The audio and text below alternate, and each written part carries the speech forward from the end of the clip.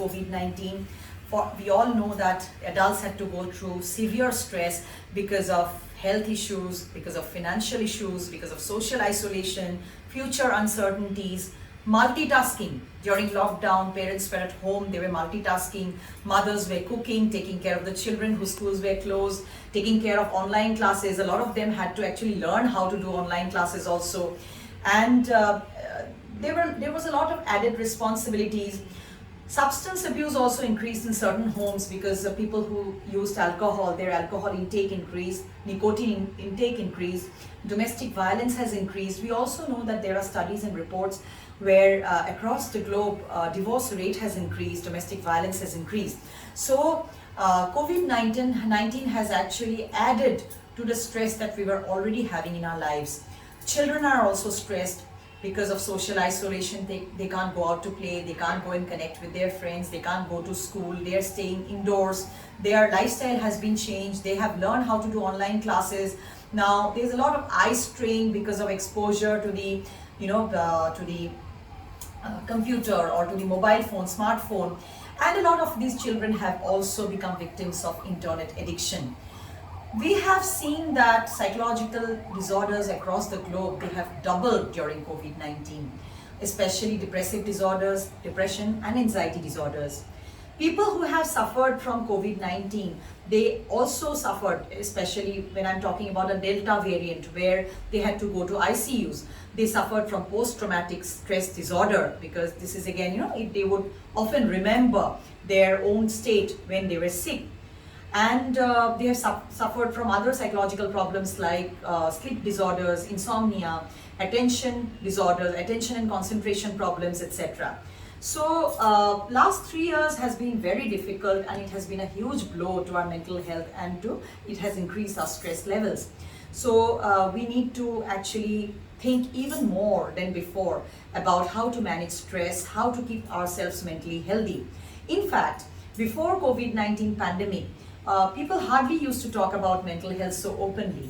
It was the COVID-19 pandemic where we heard about a lot of suicides also happening, which made us discuss and talk about mental health much more openly. And the biggest enemy of mental health being stress, we also talked about stress openly and the stress management techniques. Now, since we have discussed stress, what if we can't manage stress? I've already said that it leads to a lot of physical problems like diabetes mellitus, lifestyle diseases actually, diabetes mellitus, hypertension, dyslipidemia, etc. So apart from that, it leads to a lot of psychological disorders. It leads to decreased productivity. The psychological disorders that are caused because of increased stress is again because I'm repeating this, when stress is happening for a very long time, it has become chronic or it has become excessive in terms of amount. It's an exceptionally huge amount of stress that has come your way, that has been developed in your body in response to a stressor. When we talk about psychological disorders, we have to remember that there is a biopsychosocial model of psychological disorders.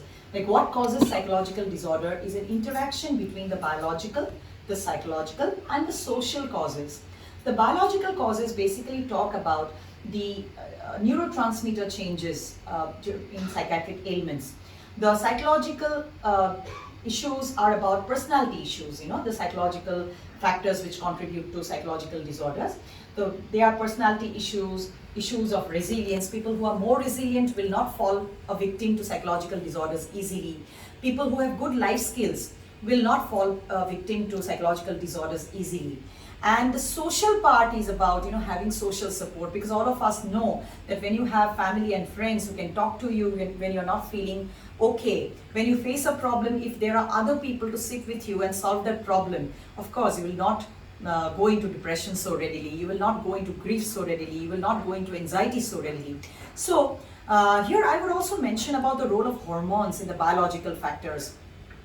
So certain disorders like depression and anxiety are far more common in women as compared to men because of hormonal issues, because estrogen and progesterone in the female body have a role to play in the causation of these disorders also. And that is why, since there is hormonal imbalance, especially before the menses in women, or just before menopause, that is the perimenopausal period, or during pregnancy. There's a lot of mood swings, there is anxiety, depression, there is increased incidence of these disorders during the reproductive cycle of women. So we understand now that psychological disorder is an interaction of biological, psychological and social issues. Unmanaged stress can make us develop one of these psychological disorder because we go into the stage of exhaustion. COVID-19 pandemic, according to global reports, has doubled the onset of psychological disorders because it has been seen, a new study has shown that there is increased chance of developing a new mental health illness within 3 months of being diagnosed with COVID-19. So I have developed COVID-19 today, especially during the first and the second wave. Within 3 months, maybe I develop depression, maybe I develop anxiety. So we have also seen something else during COVID-19 because of lockdown. A lot of psychiatric patients, people who already had psychiatric disorders, pre-existing psychiatric illnesses, they couldn't come for regular follow-up. So they missed their medicines and there was relapse and recurrences. And because of the increase in stress, also there was a lot of relapse and recurrences of pre-existing psychiatric illness. Anxiety, depression, confusion, insomnia, poor concentration, memory, retention, etc. have been reported. And as I said, in COVID patients who have had to face the ICU, they have even suffered from something which is called a post-intensive care syndrome. Now, what is anxiety? I will briefly go through the very important psychological